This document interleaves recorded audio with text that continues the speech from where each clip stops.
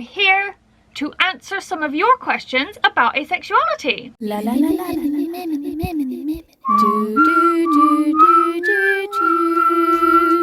I'm fresh out the shower, no makeup on because, long story short, I cut my eyeball. And I'm here with a sandwich for the last day of Pride Month to talk to you about asexuality. Quite often, I will get a comment on a video about asexuality with a question on it, and I'm like, hey, I could make a video about that, but I never get around to it. So what I'm gonna do is find some comments on my past Ace videos and just do a little Q&A style video. Let's get into it. I want to come out to my boyfriend as this, meaning Aceflux, because my fluctuating want for sexual activity is causing strain for him. Fully asexual and constant high sex drive. But I'm afraid he won't understand and will just say, yeah, isn't everyone like that? Or won't believe me or think I'm crazy. I've had this comment before that, aren't you just normal? How I describe being Aceflux for me is fluctuating on the ace spectrum. Basically, when people say that, they think you're talking about your sex drive. You're talking about your attraction, not your sex drive. And that is the difference. That is what makes us not allo. That is what makes us Aceflux. The fact that our sexual attraction fluctuates. If your boyfriend is right for you and he loves you, you can have a conversation about it and where to go from there, and no one will be called crazy. This comment's a few questions. So the first one is, so Aceflux people experience a change in their ability to be attracted to someone in a sexual manner, but their libido is completely separate from that. That is what I just said.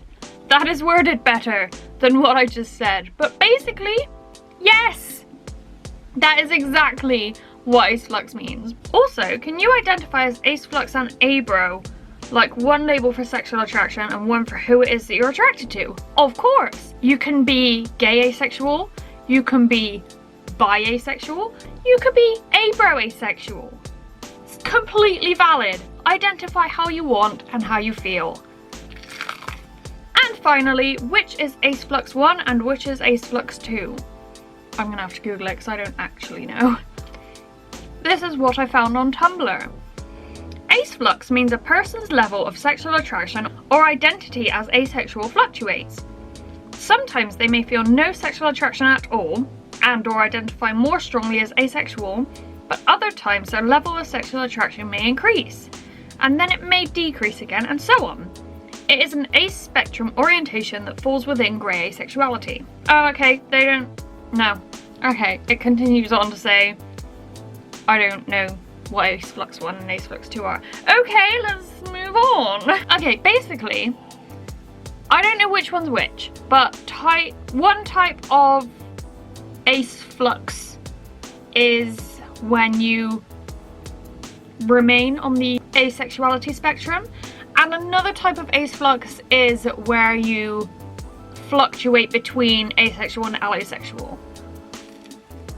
Oh, so good. Do you think people can be aromantic after some life experiences? Yes, I do.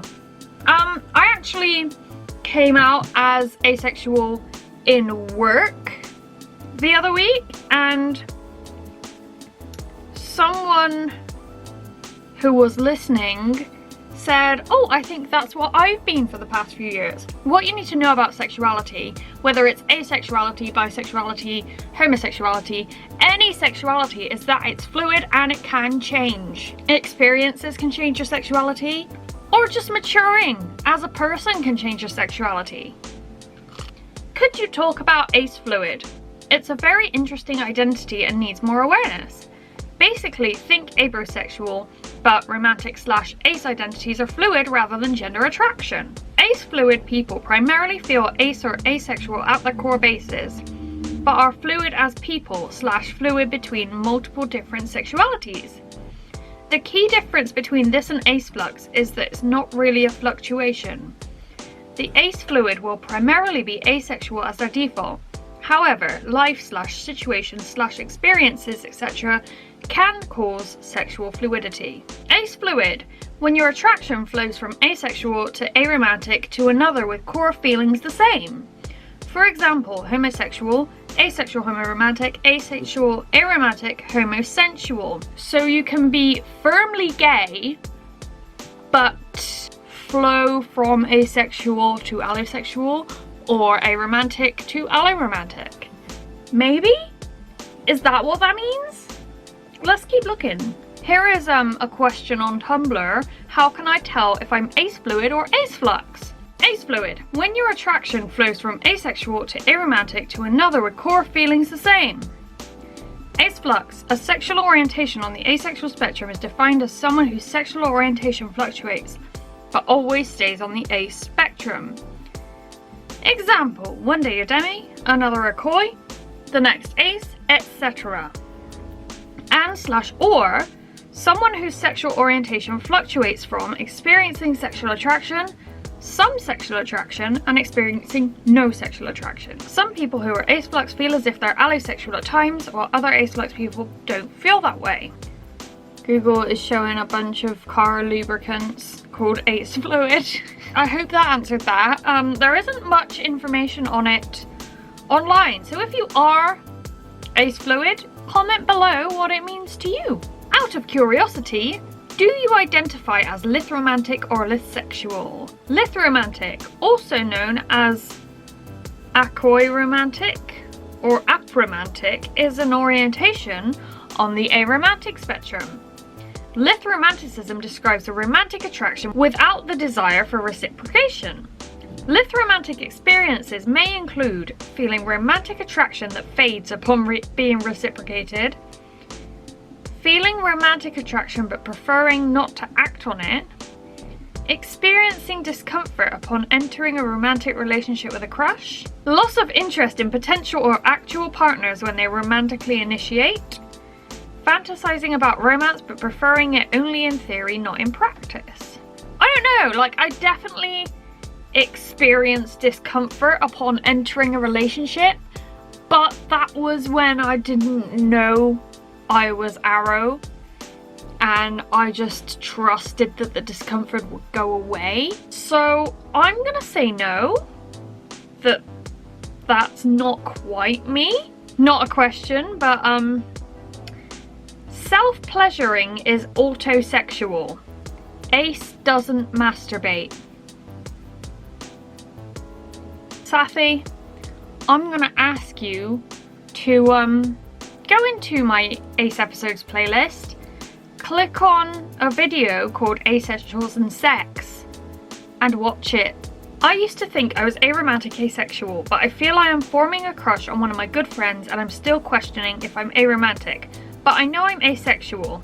This is just so confusing.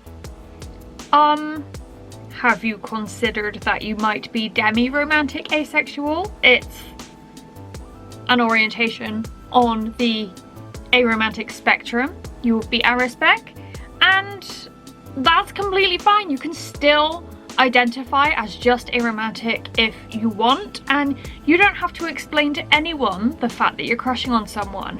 I have been through a crush since realizing I was aroace, and I questioned my orientation for a little bit, but here I am, still flying the flags, and no one has tried to argue against that. So I'd say maybe look into Demiromentic so you feel a little less confused, but if you want to continue to identify as aromantic, go for it. If you have any more questions about asexuality or aromanticism, feel free to leave them in the comments. Let me know if you want another video like this, and I will keep fishing through my comments for more things to answer on camera. I hope you've had an amazing Pride Month. I hope you have a lovely day, and I will see you next time with another video.